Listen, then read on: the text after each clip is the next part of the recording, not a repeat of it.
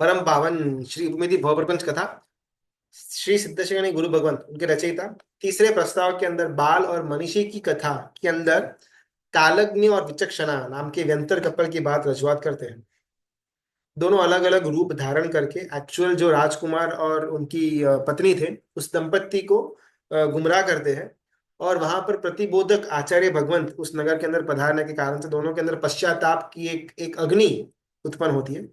सम्यक दर्शन का परिणाम जागृत होता है आचार्य भगवान के सामने। दोनों जन अपना जो अंदर का एक पेन था, अंदर का जो एक पश्चाताप था वो बाहर प्रकट करते हैं, और वैसा करने पर उनके शरीर में से एक काले कलर की बहुत बीभत्स आकृति दोनों के शरीर के अंदर से बाहर निकलती है। और वो एरिया से दूर वो आकृति जाकर के खड़ी रह जाती है। जब आचार्य भगवंत को इसका ये आकृति के बारे में जब पूछा गया तब उन्होंने कहा कि इसका नाम है भोग तृष्णा। यत्र यत्र भवे तृच्चा संसारम विद्धि तत्र वै। अभी आचार्य भगवंत ये भोग तृष्णा उसका परिचय देने का प्रयत्न कर रहे हैं। उपनिषदों के अंदर बात आती है कि जहां जहां पर तृष्णा है वहां वहां पर हमारा संसार है। एकदम क्लियर। यत्र यत्र भवे तृष्णा संसारम विद्धि तत्र वै। जहां जहां पर तृष्णा वहां वहां पर मेरा संसार। अगर मुझे चाय की आदत है, लत है कि सुबह को या फिर ऐसे दोपहर को या दिन में एक आधा बार अगर मैंने चाय नहीं पी तो सिर दर्द चालू। तो चाय के बिना मेरा जीवन चल ही नहीं सकता। तो समझना कि वो चाय वो ही मेरा संसार। बहुत कह सके ऑफिस नहीं छूटती है। दिन के 10-10 12-12 घंटे बस काम के अंदर और ज्यादा फैलो और ज्यादा इसको बढ़ाओ और ज्यादा इसमें सक्सेस को प्राप्त करो। ऑफिस का एक नशा होता है, उसको ऑफिस छूटती नहीं है, चाहे शनिवार हो या फिर रविवार। घर से भी ऑफिस का ही काम चालू रहता है। बहुत सारे श्रावकों का ये कंप्लेन रहता है। तो समझना कि वो ऑफिस ही वो जीव का संसार। किसी किसी को होता है कि मैं मोह तो छोड़ दूंगा लेकिन जो ड्राई फ्रूट है ना वो छोड़ना पॉसिबल नहीं है। विगे का मैं त्याग कर लूंगा आयम्बिल के द्वारा, लेकिन फिर भी पौत्र का मोह नहीं छूटता है मुझे। संसार के अंदर जो जो चीजों के ऊपर ज्यादा मोह है वो ही एक्चुअल में मेरा संसार है। पुत्र के लिए हो, पौत्र के लिए हो, सत्ता के लिए हो, पत्नी के लिए हो, परिवार के लिए हो, पैसे के लिए हो, ऑफिस के लिए हो, या फिर कोई ना कोई हमारी मनपसंद चीज के लिए हो खाने की। जहां जहां पर मुझे मोह, जहां जहां पर मुझे एक एक एक अट्रैक्शन, एक अटैचमेंट की फीलिंग आती है वो ही मेरा संसार। यत्र यत्र भवे तृष्णा संसारम विधि तत्र वै। सातवीं, नरक के अंदर ना जाने का जरूरत नहीं है। ममण जैसी संपत्ति शायद हमारे पास न हो, लेकिन अगर मेरा कोई एक ड्रेस है, अगर मेरा कोई एक आभूषण है, अगर मेरी कोई एक चीज है, अगर मेरा कोई घर है, उसमें मुझे जबरदस्त मूर्छा कि ये तो मुझे चाहिए ही चाहिए, इसके बिना तो मैं रह ही नहीं पाऊंगा। ये मूर्छा हमको सातवीं नरक तक लेकर के जाने की सक्षमता रखती है। अगर ऐसी कोई वस्तु है जिसके ऊपर मुझे जबरदस्त मूर्छा है, वो ही मेरा संसार और वो मूर्छा ही मेरा भव भ्रमण का मोह है। ये सारी की सारी बातें आचार्य भगवंत वो व्यंतर का जो कपल था, दंपति था, उनके सामने रजुआत करते हैं भव तृष्णा को समझाने के लिए। जो भव भ्रमण करवाने की सक्षमता रखता हो, जो मूर्छा मुझे मिथ्यात्व के अंदर फिक्स करके रखता हो, वो ही मेरा निगोद का पासपोर्ट, वही नरक का पासपोर्ट, वही भव भ्रमण का पासपोर्ट। 84 लाख योनि में अंदर भव भ्रमण करवाने की ताकत वो एक चाय पर रखी हुई मूर्छा के अंदर पॉसिबल है। शायद अपने को थोड़ा बहुत एक्सट्रीम लगे कि यार एक चाय ही तो है, इसमें क्या प्रॉब्लम है। एक पुत्र एक पौत्र के ऊपर ही तो अपने को मुंह है, इसमें क्या प्रॉब्लम है। खुद की स्व की पति या फिर पत्नी के ऊपर ही तो मुझे मुंह है, उसमें प्रॉब्लम क्या है। अपने को ऐसा विचार आ सकता है बिकॉज हमारा मन एक एक अनंत एक अनादि काल से इसी भ्रमणा के अंदर घूमता हुआ आया हुआ है।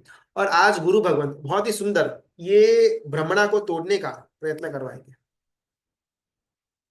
मूढ़ात्मा यत्र विश्वस्त स्ततो नान्यद भयास्पदम। मूढ़ आत्मा, मोहाधीन आत्मा, जो विष की वस्तु है, जो जहर है, वो जहर के अंदर अमृत की बुद्धि रखता है और अमृत के अंदर जहर की बुद्धि रखता है। जीव को ना, जो मोहाधीन जीव है, जो संसार के अंदर के विषयों की तृष्णाओं के पीछे भागने वाला जीव है, उसको वैराग्य हो, संयम हो, संयम यानी कि दीक्षा वाला नहीं, लेकिन एक कंट्रोल जीवन के अंदर का जो एक अपन छोटा संयम का एक अनुव्रत का भाग भी होता है, उससे जबरदस्त अंदर में एक डर पैदा हो जाता है कि यार पत्नी को तो कैसे छोड़ पाएंगे, दिकरे को तो कैसे छोड़ पाएंगे, घर को तो कैसे छोड़ पाएंगे। वैराग्य से उसे उसको डर लगता है, संयम से डर लगता है, सदगुरु के लिए समर्पण भावना से डर लगता है, और इस अनुक्रम से साधना से भी डर लगता है। पूज्यपाद स्वामी भगवंत समाधि तंत्र नाम के ग्रंथ के अंदर कहते हैं कि मूढ़ आत्मा वो है जो जिससे डरता हो ना, वो एक्चुअली उसका शरणागत होता है। अब मूढ़ आत्मा वो कि जो उसका बेनिफिशियल है, जो उसका बेनिफिशियरी, जो उसको शरणागत देता है, उसी से वो डरता है। और जो उसको मारने वाले, उसको खत्म करने वाले, उसको विध्वंस करने वाली वस्तु होती है, वो उसको फ्रेंड लगता है मूढ़ आत्मा को। तृण काष्ठेर यथा वहनी पयः पूरे यदो तदी। जिस प्रकार अग्नि के अंदर लकड़ी डालने से अग्नि प्रज्वलित ही रहेगी और ज्यादा उसकी उसकी फ्लेम्स बढ़ेगी, उसी प्रकार जैसे जैसे भोगों की तृष्णा बढ़ी, उसके अंदर भोग की सामग्री डाली, वो अग्नि बढ़ने ही वाली है। हृदय प्रदीप नाम का अपना बहुत सुंदर ग्रंथ, उसके अंदर एक श्लोक के अंदर पूरी दुनिया के अंदर का काम विकार को या भोग तृष्णा को शांत करवाने की ताकत रखी हुई है। क्षुधा तृषा काम विकार शेष हेतुश्च तद भेषज वद वदंती। भूख लगी और मैंने खाना खा लिया, प्यास लगी और मैंने पानी पी लिया, काम विकार हुआ और मैंने भोग को भुगत लिया, गुस्सा आया और मैंने सामने वाले को कंप्लीटली झाड़ दिया, और मुझे लगता है कि मेरा पर्पस फुलफिल हो गया। मुझे लगा कि भोजन वो भूख की दवा थी, मुझे लगा कि वो पानी जो मैंने पिया वो प्यास की दवा थी। इंसान को लगा कि वो जो भोग वासना उसने की विजातीय के साथ, वो उसके अंदर के काम और विकार की दवा थी। सामने वाले को जो झाड़ दिया वो उसके अंदर आए हुए क्रोध की दवा थी। ऐसा इंसान को लगता है कि जब मुझे क्रोध आता है ना, बस सामने वाले को झाड़ ही दूं तो ही वो क्रोध जाएगा। ऐसा बहुत को अंदर में होता है। हेतुश्च तद भेषज वद वदंती। दुनिया जिसको औषध मानती है, जिसको ट्रीटमेंट मानती है, जिसको दवाई मानती है, जिसको मेडिसिन मानती है, खरी खरी प्रकार के अंदर वो मेडिसिन, वो दवाई ही उसके दोषों का कारण है। देखो आज ये तत्व को समझना है अलग अलग माध्यम से। जो जो भोग मैं भुगतता हूं, भले वो रसनेन्द्रिय के हो, घ्राणेन्द्रिय, श्रोतेन्द्रिय, चक्षुरेन्द्रिय, फिर स्पर्शेन्द्रिय के हो, या फिर मन के जितने भी भोग मैं भुगतता हूं, मुझे ऐसा लगता है कि वो भोग भुगतने से ही मेरी भोग की तृष्णा जाएगी। भूख लगी है तो भरपेट खाऊंगा तो ही भूख जाएगी। प्यास लगी है तो अगर मैं एकदम चिल्ड पानी 2-3 गिलास गटका जाऊंगा तो ही मेरी प्यास जाएगी। जो मुझे ऐसा लगता है वो एक्चुअल में भ्रमणा है। और इन अदर वर्ड्स, वो पानी और वो भूख ही, वो भोजन ही नई भूख को जन्माने वाली बनती है। अपने उपमिति भोग प्रपंच कथा के अंदर ना, भोग तृष्णा उस टॉपिक को लेकर के काफी लंबे समय से हमारा स्वाध्याय चल रहा है। ये एक ही टॉपिक के अंदर अलग अलग अलग कथाओं के अंदर कथा के अंदर कथा जाने के बाद आज सिद्धश्री गुरु भगवंत ये भोग तृष्णा का जो भयानक स्वरूप है उसको हमारे सामने तत्वों के माध्यम से रजूआत करने वाले हैं। वो दंपति यंत्र का वहां पर खड़ा है और आचार्य भगवंत उनको एक आगम की बात करते हैं कि गोचरी के लिए महात्मा निकले। कोई स्त्री के घर में गए गोचरी के लिए, पति का सालों से विरह हुआ था, पति किधर बाहर गांव घूम रहा था, पत्नी अकेली ही घर पर थी, स्त्री अकेली घर पर थी। एकदम से काम का ज्वर आया स्त्री को, गुरु भगवान के सामने अनुचित मांगनी की। भाई महात्मा देखते कि जैसे भाग जाऊं वो बेटर ऑप्शन है, लेकिन भागने का रास्ता थोड़ा लंबा था, अगर वहां तक न पहुंच पाए तब तक अगर ये स्त्री ने चिल्लाना शुरू कर दिया तो शासन की अपभ्रंजना होगी, तो भागना तो पॉसिबल नहीं है। सेकेंड ऑप्शन वो गुरु भगवान ट्राई करते हैं कि सामने वाली व्यक्ति स्त्री को, ये अंदर में जो काम ज्वर प्रगटा हुआ है उसको शांत करने के लिए अलग अलग ग्रंथों का आगमों का आलंबन लेते हैं। नरकाय मैथुन सेवा, ऐसा उनको शब्द बताते हैं कि ये विषय का सेवन करना, मैथुन का सेवन करना, वो नरक का आयुष्य बांधने समान है। ऐसा धर्मोपदेश ये महात्मा वो स्त्री को देते हैं। लेकिन इससे भी कुछ ज्यादा फर्क पड़ता नहीं है और गुरु भगवान समझ रहे हैं कि ये ऐसे ही लंबा चला, अगर और भी 5-10 मिनट निकल गई तो न करने योग्य कार्य हो जाएगा। फटाफट वो गुरु भगवान अपने पात्रा की जो रस्सी थी उसको निकाल करके खुद फांसी पर लटक जाएंगे, ऐसी बात वो स्त्री के सामने करते हैं। भयरसेन मोहन रसो ह्रियते। वो एकदम डर गई वो स्त्री कि अगर यहाँ पर ये महात्मा ने सच में अगर फांसी या ऐसे आत्महत्या कर ली तो पूरे नगर के अंदर बात फैल जाएगी, उनका डेड बॉडी यहाँ पर पड़ा रहेगा, मैं क्या स्टोरी बताऊंगी लोगों को। तो भाई ये तो बहुत एक्सट्रीम स्टेप हो जाएगा। इससे अच्छा है भी इनको जाना है तो जाए, और वहां पर स्त्री इनको जाने की अनुमति दे देती है और वापिस कभी भी उनके सामने नजर नहीं उठाएगी, ऐसी बात वो स्त्री करती है। गुरु भगवंती फटाफट फटाफट वो पात्रा को वापस पैक करके वहां से भागते हैं। अभी इसमें से ना भोग तृष्णा का हमको तत्व लेना। वो महात्मा फांसी खा करके सुसाइड करके खुद का जीवन भी खत्म करना उचित लगा, जो आगम उचित था, जो परमात्मा की वचनों की उनकी वाणी से सापेक्षता वाला था। तो इसका मतलब ये हुआ जीना भी धर्म के लिए, आहार लेना भी धर्म के लिए। जब धर्म फॉलो करना शक्य न बने तब आगमों के अंदर ऐसी बात आती है, धन्ना अणगा शालीभद्र वगैरह की, कि उन्होंने अपना जीवन ही दांव पर लगा दिया। जब जीवन के अंदर धर्म करने की योग्यता नहीं बन रही थी, धर्म करना दुष्कर हो रहा था, उस समय उन्होंने अपना जीवन का ही त्याग कर दिया, धन्ना और शालीभद्र। जीवन के जब अंतिम समय के पास थे, तब जब मालूम पड़ा कि अभी शरीर में ज्यादा कस रहा हुआ है नहीं, बस हड्डियों का ढेर पड़ा है, समय निकल रहा है, आयुष्य क्षीण हो रहा है, अंदर में एक एक बुढ़ापा आ चुका हुआ है, तब धन्ना और शालीभद्र दोनों परमात्मा के पास जाकर के चारों आहार का पचखान का विनंती करते हैं कि अभी इस शरीर से जो कष्ट निकालना था वो निकाल लिया, अभी ये बस भोजन मांग रहा है शरीर, और रिटर्न में कोई धर्म की अनुकूलता नहीं दे रहा, तो अगर आपकी आज्ञा हो तो हम चार आहार का त्याग करना चाहते हैं। जीवन जीना भी धर्म की पालने के लिए था, भोजन लेना भी धर्म की पालने के लिए था। ये बात जितनी साधु भगवंतों को महात्मा को लागू पड़ती है, उतनी ही स्तर में हमारे श्रावकों के लिए भी लागू पड़ती है, बस लक्ष्य हमने इसको बनाया हुआ है नहीं। जिस क्षण शरीर से धर्म करना बंद हो जाए, शरीर से जब अपन धर्म नहीं कर पाए, उस समय भोजन को छोड़ देना वो अपना कर्तव्य माना गया हुआ है। जब धर्म करना पॉसिबल न हो तब फांसी ले लेना वो महात्मा के दृष्टांत के हिसाब से उसको भी यहाँ पर उचित समझा हुआ है। तो ये अगर अपन तत्व को थोड़ा डिटेल में लेकर के जाए ना, तो इससे ये साबित होता है कि भोजन करने का जो क्रिया हम डेली में करते हैं उसका तात्पर्य बस इतना ही था कि मैं मेरे जीवन के अंदर धर्म कर पाऊं, फुल स्टॉप। भोजन कभी भी भूख को शांत करने के लिए या फिर जीव को पोषने के लिए नहीं था। ये भोजन करने के द्वारा मैं अपने जीवन में धर्मों की आराधना कर पाऊं, उसके लिए मैं भोजन को ग्रहण कर रहा था। अगर इस आशय से मैं खाना खाता हूं तो कोई प्रॉब्लम नहीं है, लेकिन भूख को शांत करने के लिए या फिर एक मुंह के रस को पोषने के लिए अगर मैं भोजन लेता हूं तो ये भोग तृष्णा में गिना जाएगा, और ये मेरा संसार। खाना छोड़ने की बात नहीं हो रही है, पानी छोड़ने की बात नहीं हो रही है, यहाँ पर उसके अंदर जो हमारा तृष्णा का एक संसार, एक एक तृष्णा का जो संस्कार पड़ा हुआ है, उस संस्कार को त्यागने की बात हो रही है। भोजन भी करना धर्म को पालने के लिए, पानी भी पीना, बिकॉज अगर पानी मैं शरीर को नहीं दूंगा तो इस शरीर के द्वारा मैं धर्म की आराधना आगे नहीं कर पाऊंगा। उस एंगल से शरीर को भाड़े के स्वरूप में, रेंट के स्वरूप में खाना और पानी में दे रहा हूं। ये बात आचार्य भगवंत वो व्यंतर के कपल के सामने करते हैं। जैसे ये बात आई भोग तृष्णा का, एक्चुअल में जो भोग भुगत रहे वो सिर्फ धर्म करने के एंगल से है।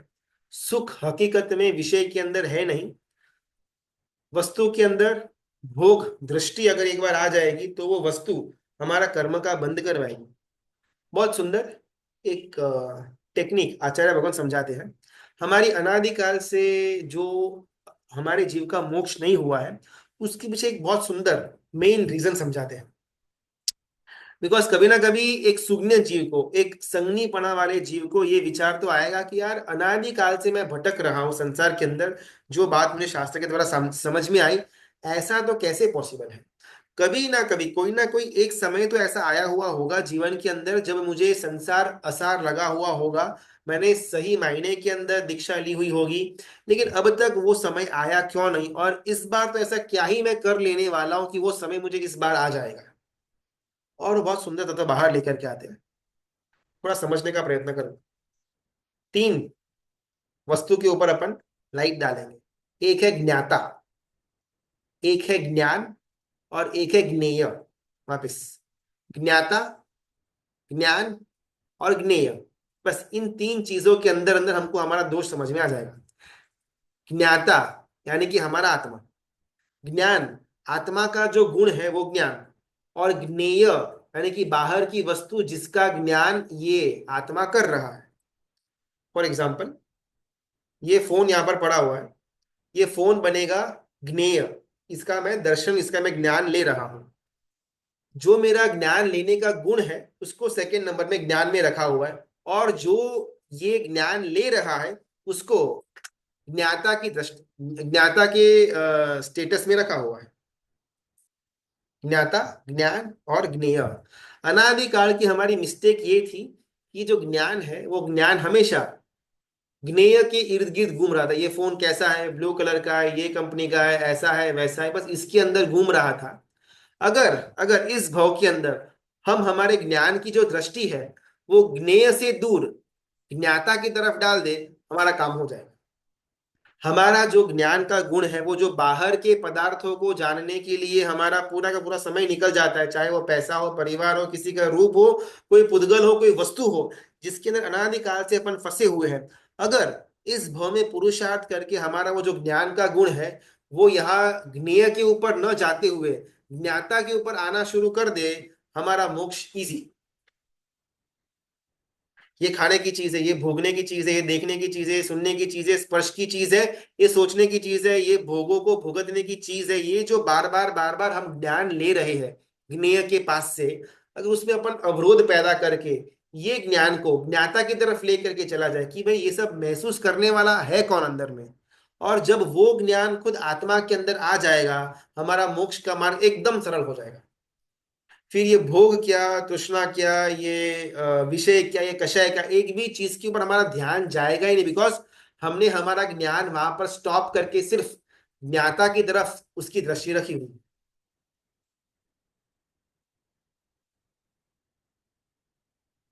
विषय हो या कषाय हो, उसके अंदर जीव को कभी सुख नहीं मिल पाएगा। सुख संतोष के अंदर है।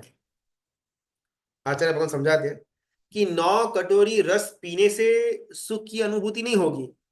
9 कटोरी रस पीने के बाद जब बस अंदर से आएगा ना, उस समय सुख की अनुभूति होगी। 5 वाट का रस, आम का रस पीने पर सुख नहीं मालूम पड़ेगा। 5 कटोरी रस पीने के बाद जब बस आएगा अंदर से ना, तब सुख की अनुभूति होगी। 1 कटोरी भी रस पिया हुआ हो और अंदर से बस आ जाए, वहां पर सुख है। 1, 2, 5, 9, 12 कटोरी रस पीने के अंदर सुख नहीं है। वो रस हमको बस लगे ना, उसके अंदर सुख की अनुभूति आती है। ऐसा करते करते करते कभी एक समय आएगा कि दिमाग के अंदर विचार आएगा कि यार अनंत भवों के अंदर मेरा जो आत्मा घूमता आ रहा है, मैंने अनंत कटोरी ऑफ रस पिया हुआ है, अभी एक बूंद भी रस मुझे नहीं चाहिए, इतना बस है। वो ही हमारा सुख। वापिस, 9, 10 कटोरी रस पीने के बाद जो बस अंदर से आता है ना, वो सुख है। 9, 10 कटोरी पीने के टाइम वो सुख नहीं था, अंदर से बस तृप्ति, हाँ अभी नहीं चाहिए, वो सुख है। किसी किसी को 5 कटोरी पर, किसी को 3 पर, किसी को 2 पर, किसी को 1 पर, थोड़ा थोड़ा पुरुषार्थ करते आएंगे तो जीव को अंदर से अनुभूति होगी कि अनंत भाव में घूमते हुए मैंने अनंत बार इधर अनंत कटोरी ऑफ रस पिए हुए हैं, अभी एक बूंद भी नहीं पीना, मुझे इतना बस है। ये बस अंदर से सुख की प्रतीति देता है। तो भोग के अंदर सुख नहीं है, भोग के ऊपर जब बस चिपक जाए, उस समय सुख की अनुभूति जीव को होती है। पुंडरिक और कंडरिक, 2 भाई सदगुरु भगवान की वाणी सुनते हैं, दोनों को वैराग्य से वासित अंतर मन हो उठता है। दोनों भाई जिद पकड़ते हैं कि मुझे दीक्षा लेनी है, मुझे दीक्षा लेनी है। दोनों के अंदर बहुत एक मीठी एक एक एक झगड़ा, एक एक तू तू मैं होती है, और आखिरकार जो छोटा भाई था उसका जीत हुआ। कंड्रिक वो मुनि भगवान के पास गए, दीक्षा दीक्षा की याचना की, और बड़े भाई पुंडरिक को राज गद्दी संभालनी पड़ी। कंड्रिक राजकुमार मिट करके कंड्रिक मुनि भगवंत बने, ज्ञान में आगे बढ़े, संयम के अंदर आगे बढ़े, समर्पण के अंदर आगे बढ़े, तप के अंदर आगे बढ़े, घोर घोर तप, बरसों तक तप और तप, मासक शमन के पाने मासक शमन, ये कंड्रिक मुनि भगवंत करना शुरू कर देते। इस साइड पुंडरिक जो अभी राजकुमार से राजा की अवस्था पर आ चुके हुए हैं, उनको हर एक क्षण अंतर में एक खटक कि मैं संयम नहीं ले पाया, मैं संयम नहीं ले पाया, और अंदर में जबरदस्त वेदना कि अब तक मैं संसार की गटर के अंदर पड़ा हुआ हूं, भले राज्य काज चल गुरुजी रहा है। वॉइस क्लियर नहीं है। अच्छा, आवाज क्लियर नहीं है क्या? Okay okay. हम्म। भले अंतर के अंदर एक खटक थी कि इतने समय से मैं राजकाज के अंदर पड़ा हुआ हूं, शादी भी हो गई, रानी भी आ गई, पुत्र पुत्री की प्राप्ति भी हो गई, पुंडरिक राजा की बात हो रही है, लेकिन हर एक क्षण अंदर में एक एक एक कुछ तो टेक्निकल इश्यू था, शायद अभी क्लियर होना चाहिए। जी अभी आ रहा है। हाँ, तो पुंडरिक राजा, शादी हो गई, रानी आ गई, पुत्र पुत्र की प्राप्ति भी हो गई, लेकिन फिर भी हर एक क्षण मन के अंदर एक खटक थी, एक डंक था कि मैं अभी तक संसार में पड़ा हुआ हूं, अभी तक मैं संयम मार्ग में आगे नहीं बढ़ पाया। और इस तरफ कंड्रिक मुनि भगवंत घोर तपस्या, मास मास एक एक मास का उपवास करके पारने पर एक और मासक शमन लेते थे, और कई वर्षों तक उन्होंने ये लिया। जबरदस्त वयावच थी, ज्ञान की परिणति थी, गुरु भगवंत का समागम भी था और उनके प्रति समर्पण भाव भी था। इसमें ये दोनों आगे बढ़ते हैं, पुंडरिक राजा अपने राजकाज, अपने अपने परिवार के अंदर, और कंडरिक मुनि भगवंत अपनी साधना और संयम की आराधना के अंदर। 2 साल निकले, 10 साल निकले, 20 साल, 25 साल, 50 साल, 100 साल। ये उस समय की बात है जब आयुष्य लंबा होता था। 200 साल, 300, 400, 450, 600, 700, 900, 950, 960, 970, 980, 990, 995, 999, ऑलमोस्ट 1000 साल पूरे होने ही वाले थे। उसमें थोड़ा कुछ समय बाकी होगा। वापिस से विचरते विचरते विचरते विचरते ये कंड्रिक मुनि भगवंत उसी नगरी में आते हैं जहां पर पुंडरिक अपना राज्य संभालते थे। गुरु भगवंत के साथ कंड्रिक मुनि भगवंत ने वहां पर प्रवेश किया। अभी इतने हजार, ऑलमोस्ट 1000 सालों से उनकी जो आराधना चल रही थी, उससे शरीर ना एकदम कृश हो चुका हुआ था कंड्रिक मुनि भगवंत का। तो सहजता से शरीर का जो धर्म है उसके कारण से थोड़े बहुत अंदर में रोग उत्पन्न हो गए। अभी जब उनके मुनि आचार्य भगवंत ने देखा कि उनके शिष्य की ये हालत है और उनके सगे भाई यहाँ के राजा है, तो आचार्य भगवंत ने राजा को उनको आदेश दिया कि निर्दोष अगर कुछ हो सके तो ये आपके भाई मुनि भगवंत की सारवार करने जैसी है। और वहां पर राजा को भी लगा कि यार ये तो उनका कर्तव्य था और उनसे मिस्टेक हो गई, एकदम चरणों में गिर जाते हैं और निर्दोष औषधि जो उनके राजमहल के अंदर पड़ी रहती है, और निर्दोष खाना जो पूरे राजमहल के लिए बनाने में आता है, वही खाना और वही दवाई, वही औषधि एक कंड्रिक मुनि भगवान को देने में आती है। 2-4 दिन हुए, 2-4 हफ्ते हुए, धीमे धीमे करके राजा का जो भोजन था वो खाने के कारण से कंड्रिक मुनि भगवान का जो उनका हेल्थ था, औषधि के कारण से और भोजन के कारण से उनका थोड़ा थोड़ा हेल्थ सुधरता है, और 2-4 महीने के अंदर एकदम प्रॉपरली रिष्ट पुष्ट हो जाते हैं। इतने में आचार्य भगवान का आदेश आया कि अभी यहाँ से निकलने का टाइम हुआ है, अपना जो मासकल्प जो करना था वो पूरा हुआ।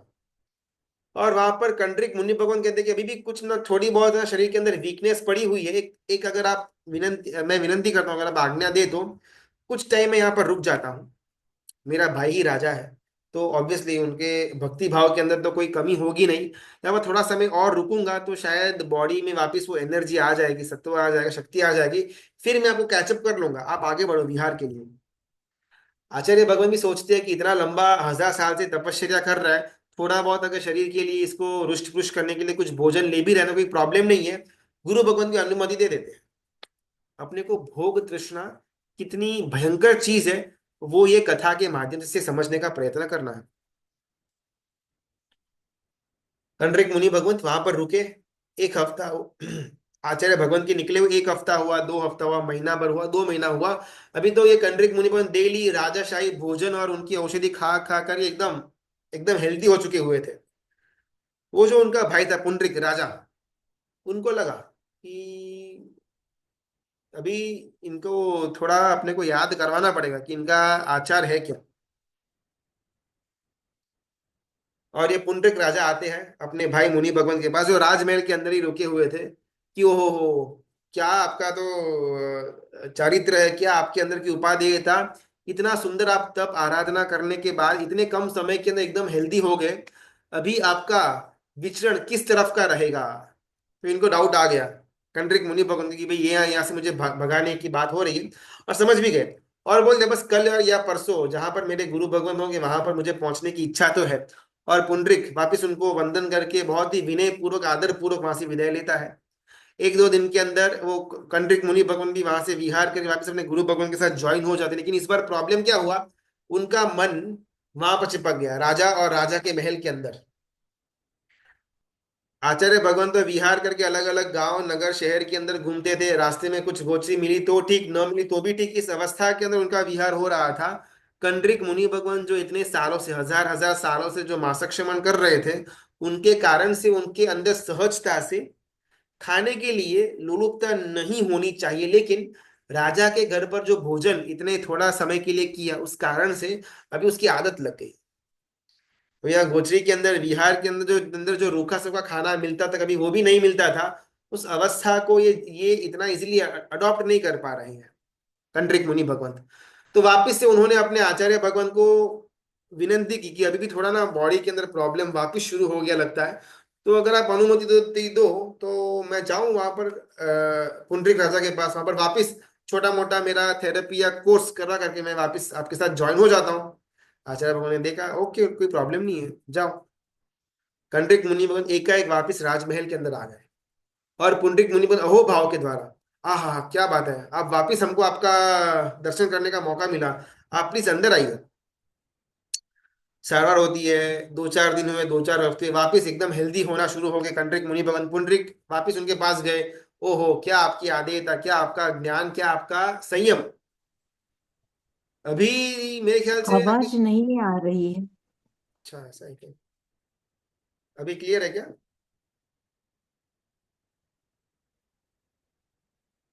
चलो अपनी, हाँ वो नेटवर्क प्रॉब्लम है क्या, अभी क्लियर है क्या? थोड़ा नेटवर्क का इश्यू है।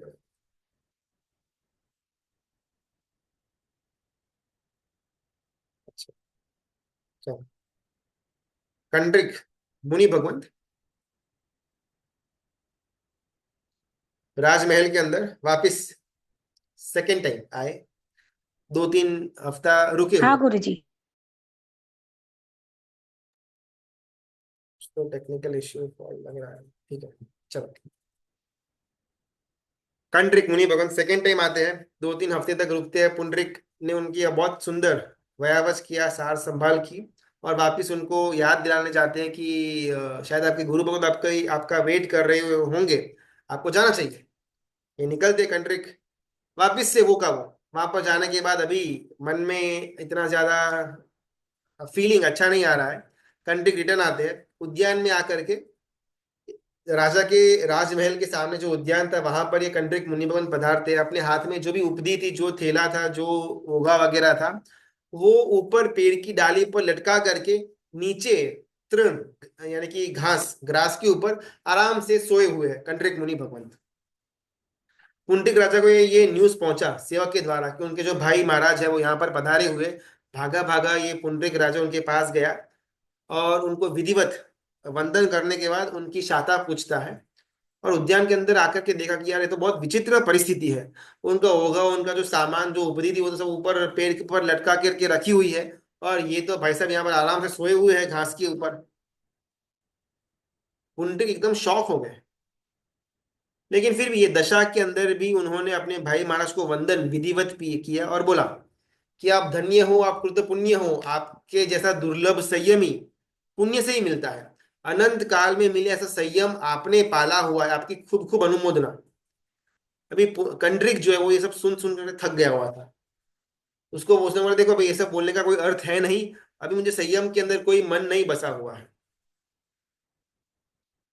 पुंडरिक राजा को लगा कि भाई इस समय कुछ बोलना तो उचित होगा नहीं, और उनको सिर्फ प्रश्न करते हैं, अट्ठो भयवम भोगे हिम, हे भगवंत, ऐसा पुंडरिक कंड्रिक को बोलते हैं, हे भगवंत क्या आप भोगार्थी बने हुए हो? क्या आपके भोगों का ही भुगतना आपका प्रयोजन बना हुआ है? और उत्तर में कंडरिक मुनि सिर्फ यही बोलते हैं, हाँ, फुल स्टॉप। पुंडरीक रजा कहते हैं कि तो एक काम करो, आपकी उपधि, आपका वस्त्र, आपका ओघा मुझे दे दो, मैं संयम पालता हूं, और ये लो राज्य आपका। राजवी वेश, राजवी मुकुट, राजा की संपत्ति, राजा की प्रजा, राजा का महल, राजा का आभूषण, सब कुछ आपका। मुझे आप आपकी उपधि दे दो और ये सब आप ले लो। कंड्रिक के तो मन में यही तो इच्छा थी कि राज के भोग, जो राजा के सुख है, राजा का जो भोजन है, वो करने को मिल जाए, बस ये संयम वयम के अंदर ज्यादा अपने को इंटरेस्ट अभी पड़ा हुआ है नहीं। 1000 साल से पाला हुआ संयम कंड्रिक मुनि भगवंत का, एक खाने के लोलुपता के कारण से ऑन द स्पॉट ट्रेडिंग करके बेच दिया। मेरे को नहीं होना ये वेश, ये ओघा, ये मुपत्ति, ये उपधि, आप ले लो पुंडरिक। मुझे आप राजवी की पदवी दे दो, सब आपका। भोगों को समझने का प्रयास करते हैं। एक काजू कतरी, एक आम का रस, एक मिठाई, या फिर एक खाने की हमारी मनपसंद चीज, उसके ऊपर का राग भी हमको अनंत संसार घुमाने की ताकत रखता है। कंडरिक मुनि भगवंत ने 1000 वर्षों तक दीर्घ तपस्वी, घोर तपस्वी, मासक शमन के ऊपर मासक शमन, अपन ने तो शायद जीवन में एक मासक शमन तक नहीं किया हुआ होगा। ये मुनि भगवंत ने 1000 सालों तक मासक शमन के पाने मासक शमन, एक भोजन, एक मनपसंद रोटी सब्जी या मिठाई कुछ खाने की लोलुपता के कारण से उन्होंने अपना 1000 साल का संयम बेच दिया, ट्रेडिंग कर दिया, एक्सचेंज ऑफर में दे दिया। ये है भोग की ताकत। एक काजू कतरी ने, एक आम के रस ने अनंती बार मेरे जीव को डुबाया हुआ है। एक स्त्री के राग को अनंती बार संयम से मुझे विचलित किया हुआ है। एक पैसे के राग को, एक भोग के राग को, एक सत्ता के राग को, एक परिवार के राग को, एक संसार के प्रत्येक परिबल और उसके राग को के कारण से मैं अनंती बार दीक्षा में से पतन प्राप्त किया हुआ। एक पड़ोसी जो हमारे सोसाइटी के अंदर रहता है, बंगले के आजू बाजू रहता है, एक पड़ोसी अगर वो विचित्र मिले, अगर वो हैरान करता रहे, वो हमारा सही मायने के अंदर दुश्मन नहीं है। परिवार का कोई सभ्य प्रॉपर्टी के लिए, जायदाद के लिए हम पर केस डाला हुआ हो, वो हमारा दुश्मन नहीं है। हमारे धंधे के अंदर कोई हमारा कॉम्पिटिटर हो, नौकरी के अंदर हमारा कोई कॉम्पिटिटर हो, तो वो भी हमारा दुश्मन नहीं है। संसार में अगर कोई दुश्मन हो, एकमात्र विषय और उसकी आसक्ति। विजातीय व्यक्ति हो, संसार का परिबल हो, हमारा घर हो, वो हमारा दुश्मन है। हमारे विषय हो, हमारे विषय की आसक्ति की बुद्धि हो, वो हमारा दुश्मन है। पूर्वकृत पुण्य के कारण से आज कुछ भोग हमको भुगतने को मिले। कोई छोटा इंसान हो, कोई शायद गरीब हो, फुटपाथ पर रहता हो, कोई भिखारी की कक्षा का कोई कोई जीव हो, बहुत सारे मुसीबत झेल करके उसका एक एक दिन गुजरता है, जो शायद अपनी कल्पना के अंदर भी नहीं है। अपन अपन वेल सेट है, अपना एक घर है, अपना एक बंगला है, अपना एक बैंक बैलेंस है, अपना एक शायद धंधा है या फिर नौकरी है, अपना थोड़ा नॉर्मल जीवन जा रहा है। जो मन के अंदर इच्छा हुई वो भोजन प्राप्त करने की हमारे पास ताकत पुण्य ने दी हुई है। लेकिन अगर उस पुण्य की उदय से मिली हुई वस्तुओं के अंदर अगर मुझे आसक्ति हो जाती है, वो आसक्ति दुर्गति नहीं, दुर्गति की परंपरा के अंदर मुझे लेकर के जाएगी। संपत्ति मम्मन को भी मिली, शालीभद्र को भी मिली। शालीभद्र ने संपत्ति को लात मार के आगे निकल गए, उनका देवलोक हुआ, कालक्रम से मोक्ष होगा। संपत्ति को पकड़ पकड़ करके मर गए, मम्मन का 7वीं नरक में जन्म हुआ। बाहर भोग नहीं भी मिले हो, लेकिन अगर मन के अंदर भोगों की आसक्ति की दुनिया बिछा करके रखी हुई है, मुझे पाप तो उतना ही लगने वाला है।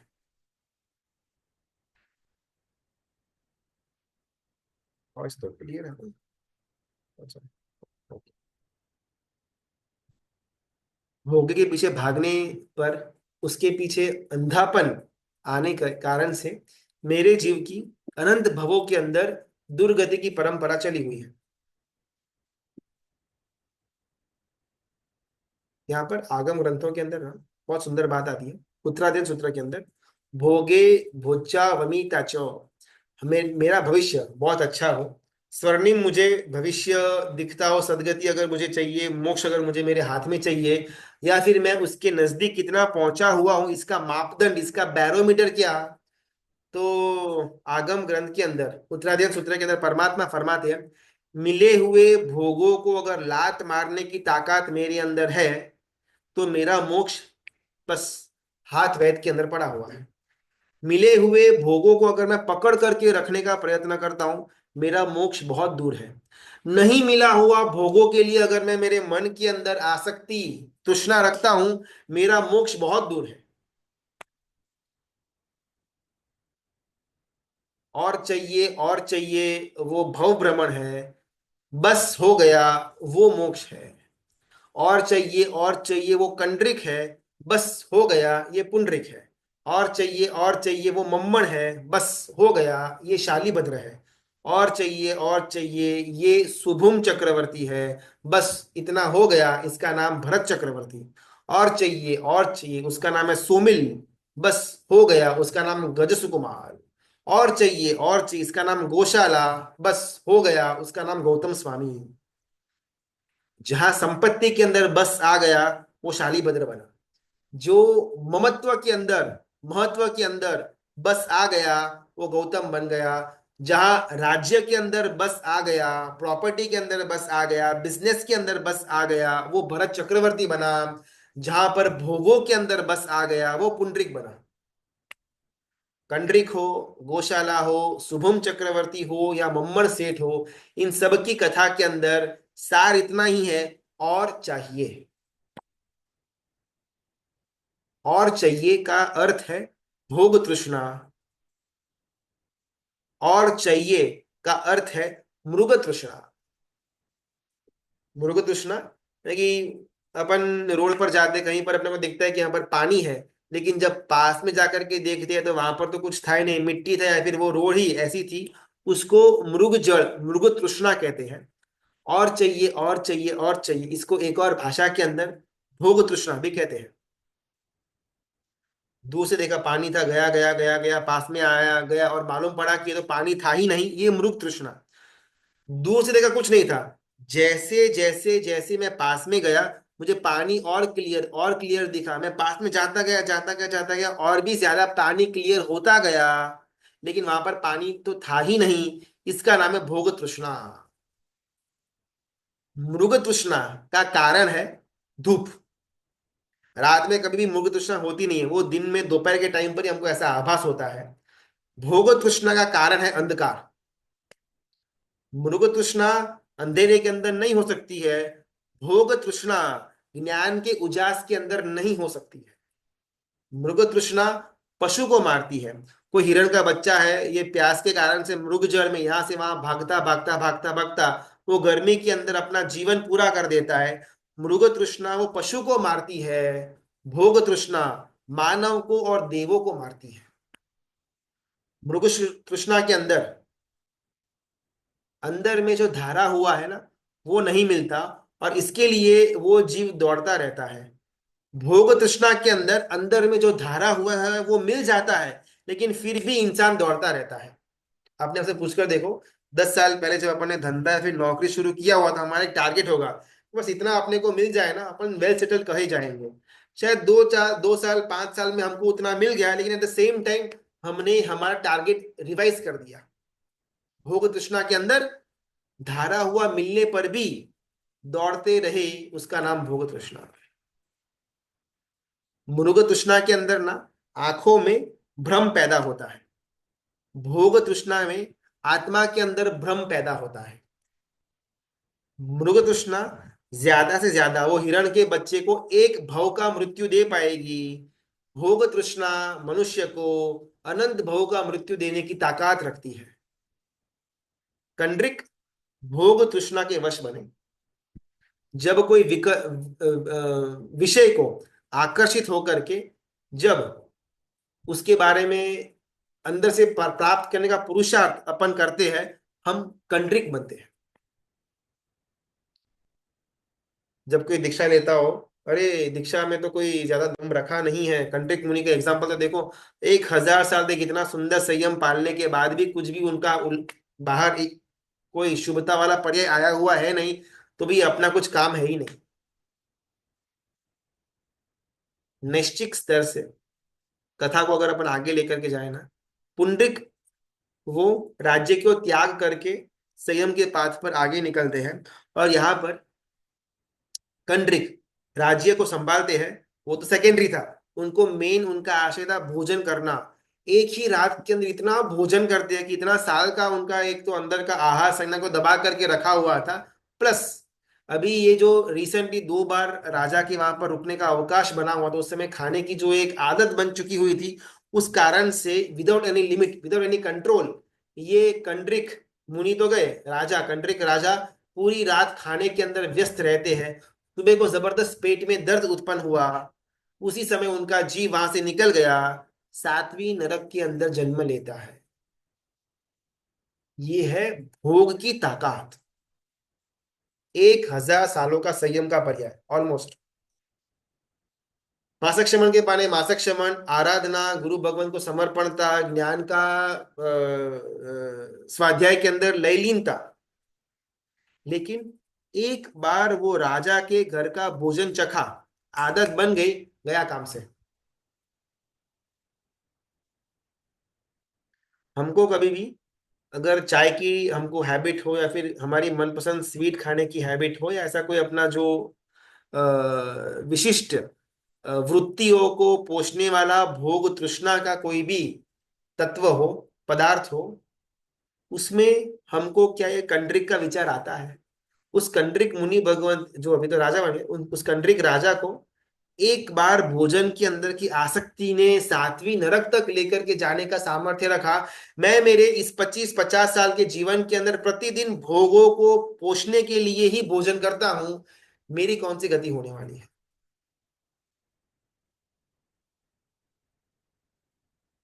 यहाँ पर कथा कंड्रिक की नहीं चल रही है, कथा हमारी चल रही है। कंड्रिक ने अपने उपकरण अपने ओघे वो पेड़ की डाली पर ऊपर लटका दिए हुए हैं।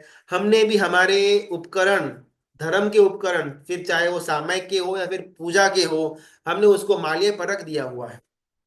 जब पर्युषण महापर्व आएगा, वो 8 दिन या फिर वो 2-3 दिन, उस टाइम वो चरवला कटासा नीचे आएगा, फिर वापिस पेड़ की डाली के ऊपर। कंट्रिक में और हमारे अंदर कोई अंतर नहीं है। उल्टा कंट्रिक ने तो 1,000 सालों का संयम का पर्याय भी था, तब भी था। हमारे जीवन में तो वो भी नहीं है, लेकिन दोनों की वृत्तियां सेम टू सेम। मुझे मेरी पसंदीदा भोजन की जो सामग्री है वो खाने के अंदर नहीं मिली एक दिन के लिए, ओके, 2 दिन गर्मा गर्म भेजा फ्राई, और 3rd दिन तो सीधा सामने वाले के ऊपर आग बरसाना मैं चालू कर दूंगा। बिकॉज मुझे शरीर को भाड़ा देना था या फिर धर्म में आगे बढ़ने का तो कोई विचार था ही नहीं। मुझे बस जीभ पोषने के लिए, रस को पोषने के लिए मैं भोजन कर रहा था। मेरे में और कंड्रिक में क्या फर्क रह जाएगा।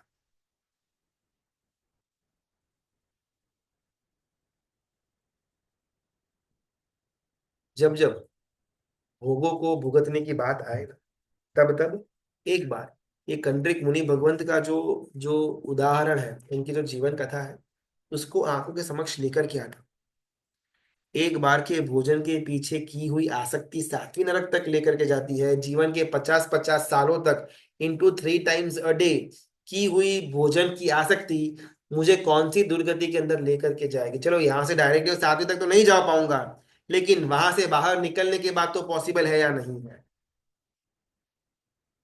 ये ताकत है भोग तृष्णा के अंदर। जब तक मैं मेरे जीवन में से ये भोग तृष्णा को भयंकर समझ करके बाहर निकालने का सामर्थ्य पुरुषार्थ नहीं करूंगा, तब तक मेरा मोक्ष मार्ग बिल्कुल भी आगे नहीं बढ़ने वाला। 1,000 1,000 सालों तक संयम पालने के बाद भी वो आगे नहीं बढ़ पाए, मैं तो क्या ही उखाड़ने वाला हूँ। भोग तृष्णा वापिस, ये ज्ञान वाला जो हमारा गुण है, अगर वो ज्ञाता की तरफ, यानी कि जो अंदर में देख रहा है, जो आत्मा है, अगर उसकी तरफ मिल जाए, तो मेरा मोक्ष का मार्ग एकदम सिंपल, एकदम इजी, एकदम हाथ वेद में आ जाएगा। अनादिकाल से जो ज्ञान है वो ज्ञेय के साथ चिपका हुआ था। ये फोन ऐसा, ये खाना ऐसा, वो विजातीय का रूप ऐसा, वो संगीत तो ऐसा, जब जब जितना जितना समय ये मेरा ज्ञान ज्ञेय के साथ ही चिपका हुआ था, तब तब मेरा संसार बढ़ा। जिस क्षण ये ज्ञान ज्ञाता की तरफ आ गया, मेरा संसार अटका। एकदम इजी फॉर्मूला है, खाना खाने की कोई बनाई नहीं, बिकॉज अपन डेली उपवास नहीं कर पाएंगे, मेरा बॉडी नहीं चलेगा। प्रैक्टिकली खाना खाने में कोई इश्यू नहीं है, लेकिन खाने के अंदर आसक्ति रखने के, वो प्रॉब्लम है।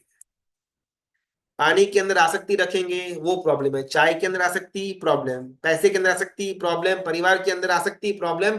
पत्नी के ऊपर, पुत्र के ऊपर, पौत्र के ऊपर, नाम के ऊपर, सत्ता के ऊपर आसक्ति, प्रॉब्लम प्रॉब्लम प्रॉब्लम। अगर यही सब की सब चीजें आसक्ति के बिना मैं निभा सकता हूं, कोई प्रॉब्लम नहीं है। आज अपन यहाँ पर एक छोटा विराम लेते हैं। अगर कुछ प्रश्न है तो हम फटाफट मन ले लेते हैं। क्या देव गति में भी जीव को वैराग्य आ सकता है कुछ खराब सिचुएशन के हिसाब से, और मंदिर और पूजा की परमिशन है उन्हें? बहुत सुंदर प्रश्न। ये पुंडरीक और कंडरीक की जो स्टोरी है ना, इसमें आगे ऐसी बात आती है कि ये कथा गौतम स्वामी महाराजा को वंदन करने आए हुए एक देव को ये कथा बोलते हैं, और उनको कहते हैं गौतम स्वामी महाराजा वो देव को कि आप प्रतिदिन इस पुंडरीक कंडरीक अध्ययन का स्वाध्याय कीजिए। देव का लगभग 500 साल का आयुष्य ही बाकी था उस समय। तो देव एकदम लयलीन हो गया। वैराग्य देव गति में आ सकता है या नहीं, उसकी बात अपनी चल रही। वो देव गौतम सिंह महाराजा के द्वारा पुंडरीक कंडरीक अध्ययन की प्राप्ति करते हैं, और अपने देवलोक, अपना जो विमान होगा उसमें जाकर के प्रतिदिन 500 बार, एवरी डे 500 टाइम्स, ये पुंडरीक कंडरीक अध्ययन की जो जीवन कथा है उसका स्वाध्याय करते हैं। कितने सालों तक? 500 ईयर्स तक। अभी एक बार का पुंडरीक कंडरीक अध्ययन के अंदर ना, दीक्षा या संयम नाम का जो शब्द है वो 500 बार आता है।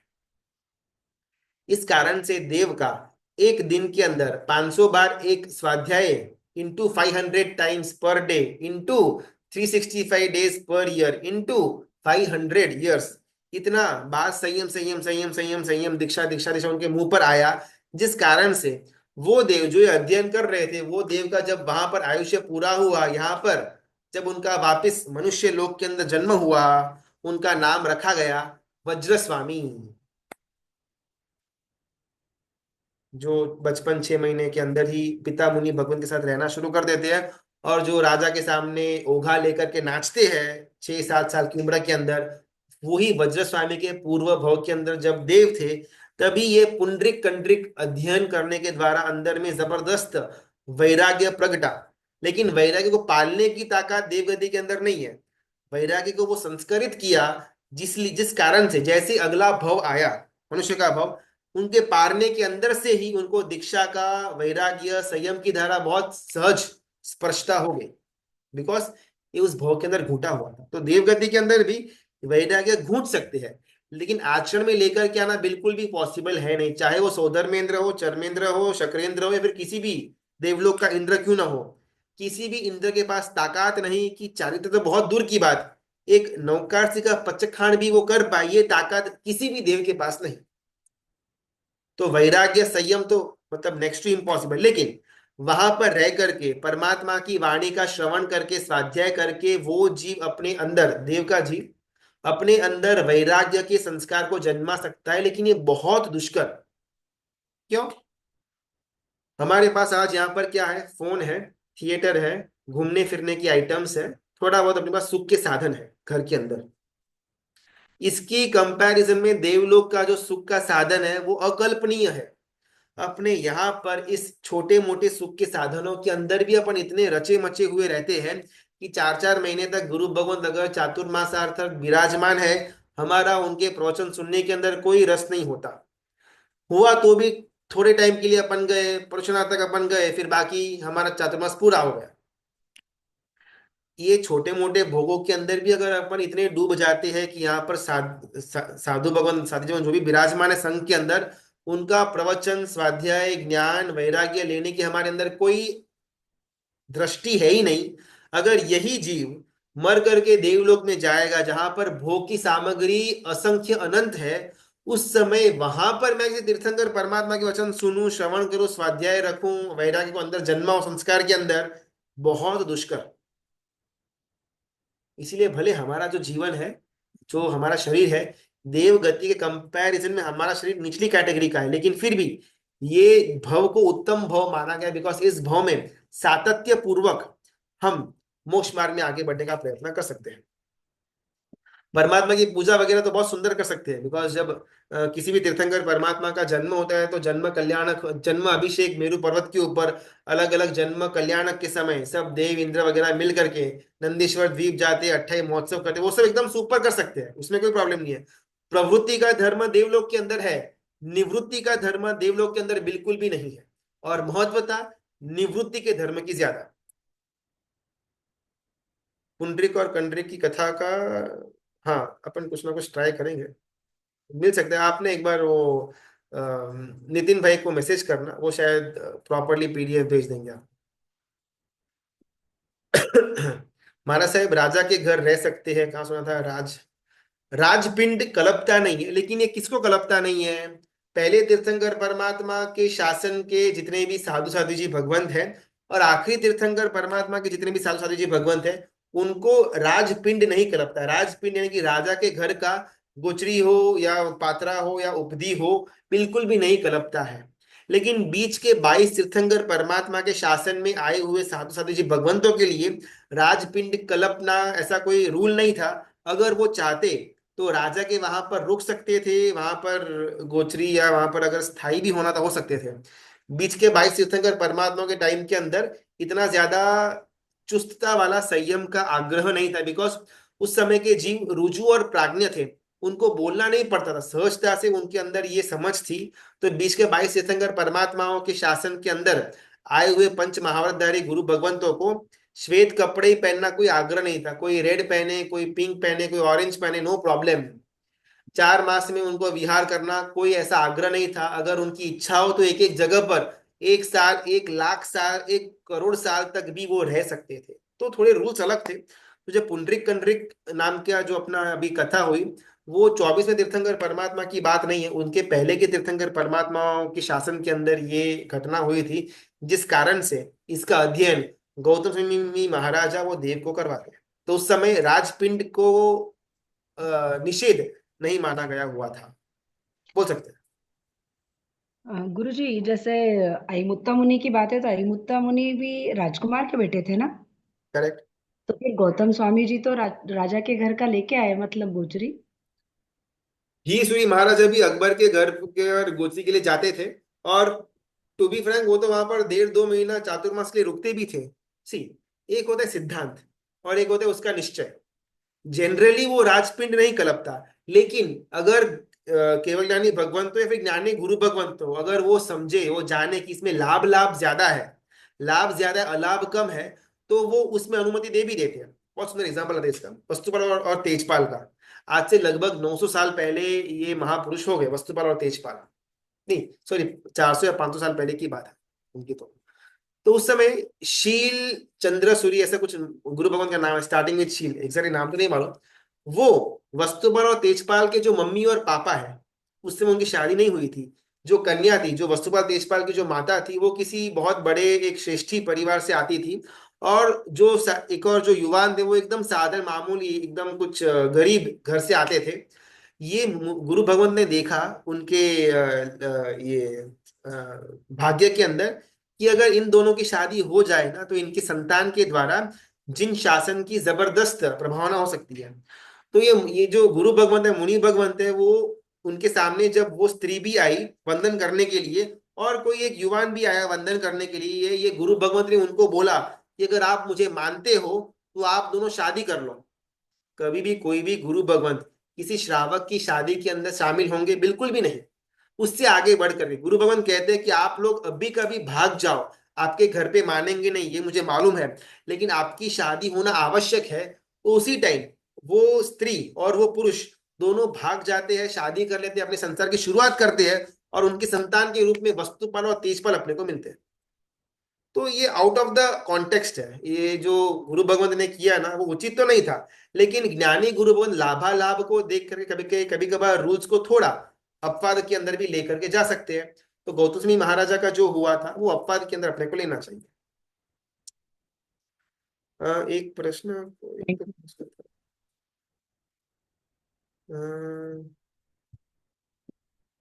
वैसे हाँ इतना ही था क्या? ओके ओके चलो ठीक है। मित्रा की आज्ञा विरुद्ध कुछ भी बोला हुआ हो तो मिच्छा में देने का बहुत बहुत धन्यवाद। भोग तृष्णा कितनी भयंकर है, ये एक एक बार भोगों का जब हम इनपुट लेते हैं, तब अपने को ये कथा के माध्यम से अंदर में फील होना चाहिए कि ये रोटी हो या फिर ये मालपुआ हो या फिर ये चाय हो, ये अनंता भाव डुबाने की ताकत ये चाय रखती है। और उस आसक्ति को शमन करने के बाद उसको ग्रहण करें तो मोक्ष मार्ग में आगे बढ़ने का हमारा मार्ग क्लियर हो सकता है। सबका बहुत बहुत धन्यवाद, अनुमोदना, प्रणाम।